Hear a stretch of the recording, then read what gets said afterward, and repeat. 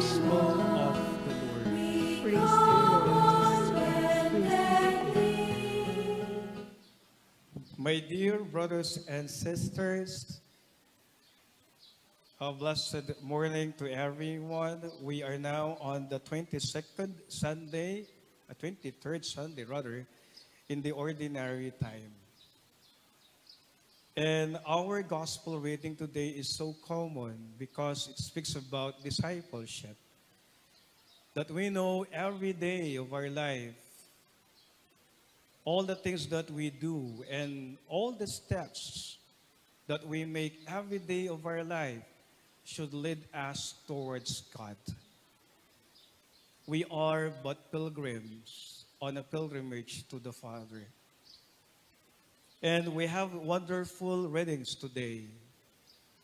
The first reading would speak about from the book of wisdom that spells out the need of discernment. When we discern, we don't only think about things, decide over things. But when we discern, we involve God. Hinahayaan natin ng Diyos na makialam sa atin. Hindi lang po natin sinasarili. Ito'y pagpapasya kasama ang Diyos. Because at the opening statement of the first reading today, it says, who can know God's counsel?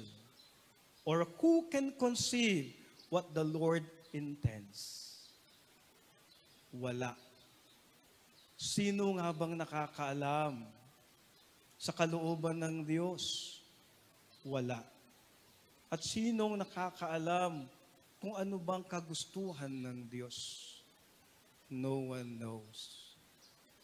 And that we need to discern well. And that we need always to ask God to intervene on our behalf. Our second reading also would speak about this.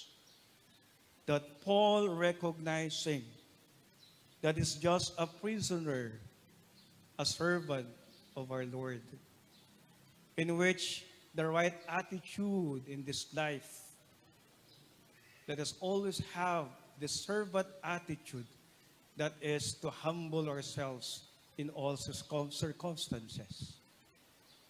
In the gospel reading today would speak about discipleship that marks of three important things. To be disciples of our Lord, He is saying to us, first, one should learn to hate his father and mother. Anyone comes to me without hating his father and mother, wife and children, brothers and sisters, and even his own life cannot be my disciples. Second, whoever does not carry his own cross cannot be my disciple. And third, the invitation for all of us to follow Jesus as his disciples. Discipleship is the way of a meaningful living as Christians. Lahat po tayo'y tinawag ng Diyos bilang kanyang alagad. No one is exempted. Everyone is being called as his disciples. And most especially us, as Christians, we are called to be Christian disciples of our Lord because by the sacrament of our baptism. By virtue of our baptism, we have become Christian disciples. And Jesus is reminding us today that there are requirements that we have to follow.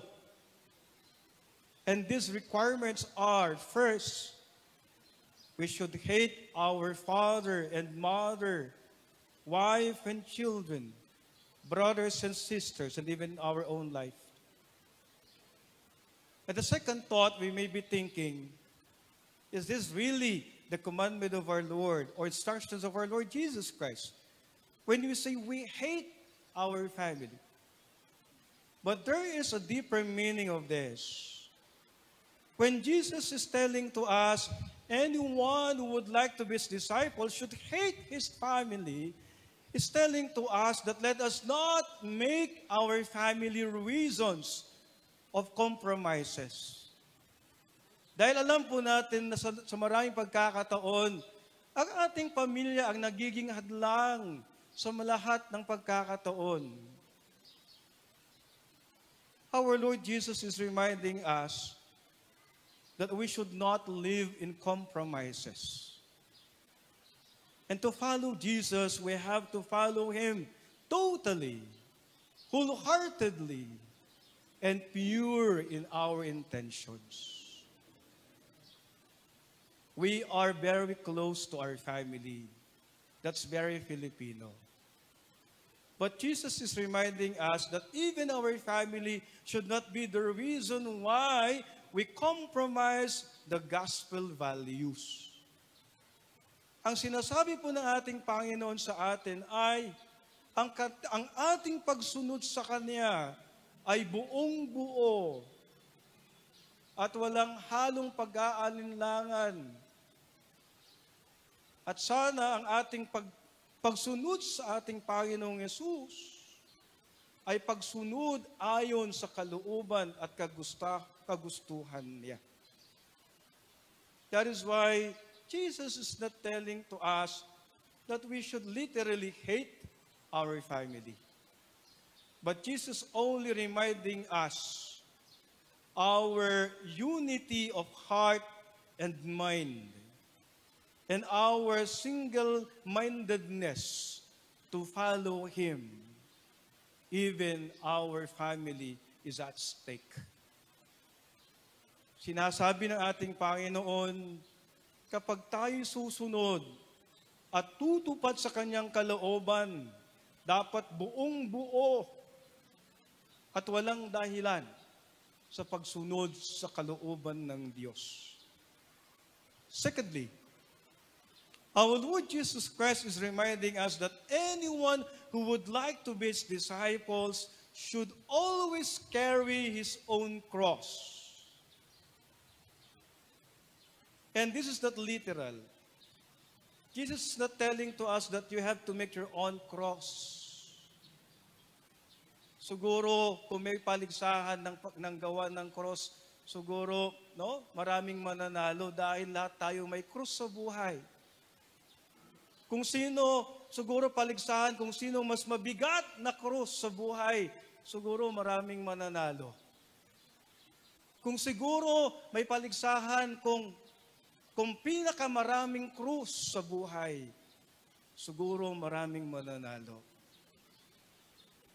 But the deeper meaning of our Lord Jesus Christ's words, saying, one cannot be my disciples without carrying his cross, is reminding us that let us not forget that in this life, our Lord Jesus Christ carry with us our cross in life. Sa pahirap na buhay, at lalong-lalo na sa walang kasiguraduhang buhay, life is so short. Life is so uncertain. There are a lot of surprises in life. We'll never know what happens. But here, our Lord Jesus Christ is reminding us, He made a sure promise to us that He will always be with us until the end of time. Jesus is reminding us that as we carry our crosses in life, let us not forget that our Lord Jesus Christ is carrying with us too. Sa dami po ng krus na pinapasan po natin sa buhay, sa dami ng problemang dumarating sa ating buhay, huwag po natin kakalimutan na meron ng Diyos na nag-aalalay at sumasabay po sa atin sa pagbitbit ng ating krus sa buhay. Ang hindi po maganda, mga kapatid, kapag marami tayong problema, nag-aaway-away pa tayong pamilya. Amen. Ang hindi po maganda, kapag marami ka ng problema, marami ka pang inaaway. Amen. Di po ba mas mahirap at mabibigat ang buhay kapag lagi ang bukang bibig mo ay hindi magaganda?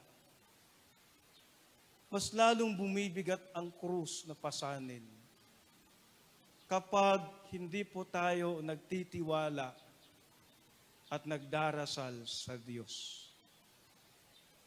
Marahil pagkatapos ng misa, hindi pa rin po nalunasan ang ating mga problema.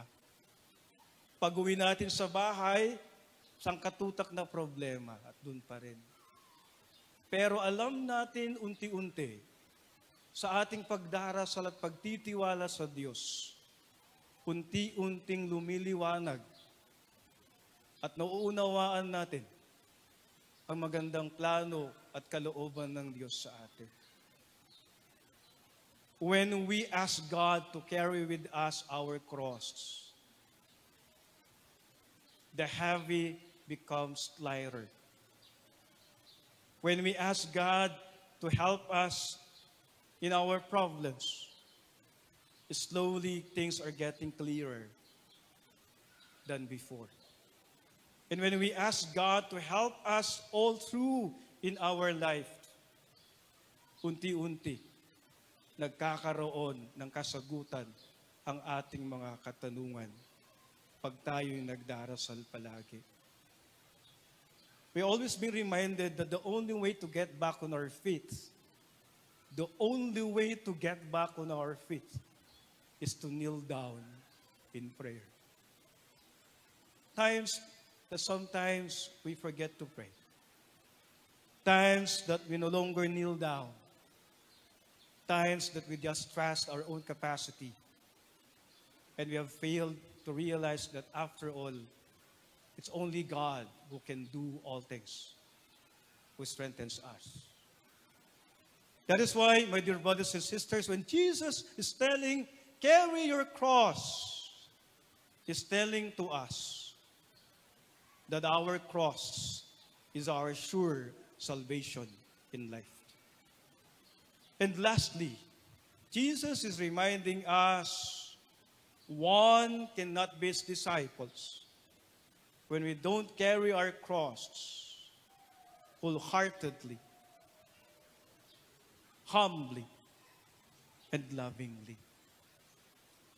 Napakaganda po kapag po dinadala po natin ang ating krus sa buhay, binibitbit po natin ang krus sa buhay na merong pag-asa, na merong pagtitiwala, na merong galak sa ating puso, at lalong-lalo na merong pagpapakumbaba. These are the marks of being disciples of our Lord. First, we should learn to hate our family. Second, we should learn to carry our cross. And third, we should learn to carry our cross lovingly, wholeheartedly, and with great humility. My dear brothers and sisters, we are called to be disciples of our Lord, and that we should live our being disciples as a witness of His love and mercy. Sana po, maging tunay po tayong alagad ng Diyos. Hindi lamang sa salita, kundi lalong-lalo na sa buhay at gawa. Amen. We all rise.